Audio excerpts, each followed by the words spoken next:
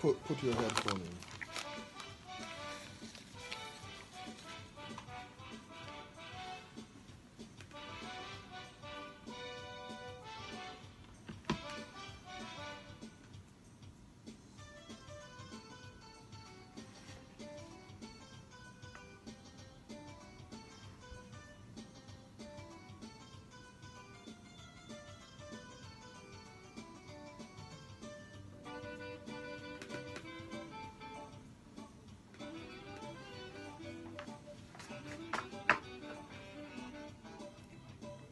I don't know. Somebody has to come and tell him I'm.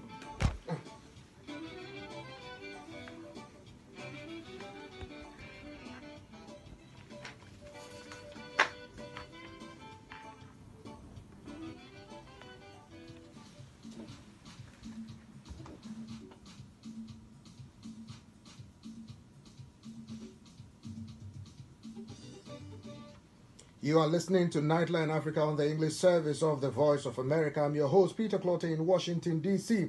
Coming up in the second half of Nightline Africa, the Saturday music spot from our collection of music from the continent. But first, the Anglophone crisis in Cameroon rages on with no solution in sight. President Paul Biya blames what he says are secessionists for killing police officers and gendarmes stationed in the English-speaking areas. The president vowed to ensure the perpetrators are punished. Southern Cameroon Defense Force, or SOCADEF, is one of the groups blamed for the killing. Joining me live in the studio is Dr. Ebenezer Akwanga, leader of the Southern Cameroon Defense Force, or SOCADEF. Welcome to Nightline Africa, Dr. Akwanga. Thank you. So let me ask you, why take up arms against a legitimately elected government recognized by the Constitution and the international community the world over? That's quite an interesting question. First, I do not recognize that there is a government in Cameroon. Why? I see it as a regime. I see it as some sort of a civilian junta. Cameroonians voted for the president. Voted? They did. Well, if that is the way voting is supposed to go around the world, then there should be no complaint about dictatorship around the world. Biya is a dictator, period. He's been there, it's almost 38 years. Are you trying to tell me that the entire people of Cameroon, including my own people, there is just nobody who is fit enough to take over that position? So why take up arms against the government? No, killing gendarmes. We haven't taken up arms. We haven't taken up arms. Arms were taken up against us for the last 56 years. And for the first time, our people have resolved that it is time for them to defend themselves because the international community really doesn't care.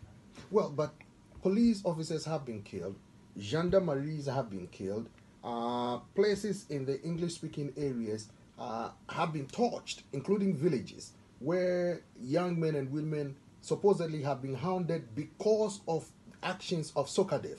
How do you defend that? We haven't killed police officers. We haven't killed gendarmes. We haven't killed military officers. We have attacked a terrorist group they call Militaire Camerounais.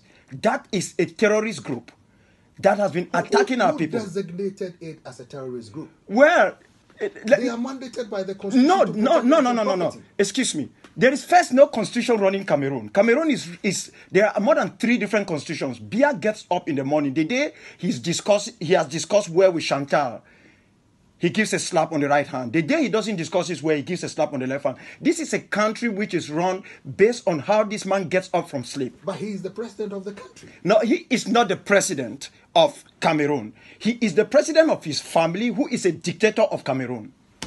Well, if I may ask you this, do you really care for the people of the English-speaking areas? Because they are saying your actions by SOCADEF are imperiling their lives. Their lives are in danger because of actions taken by SOCADEF.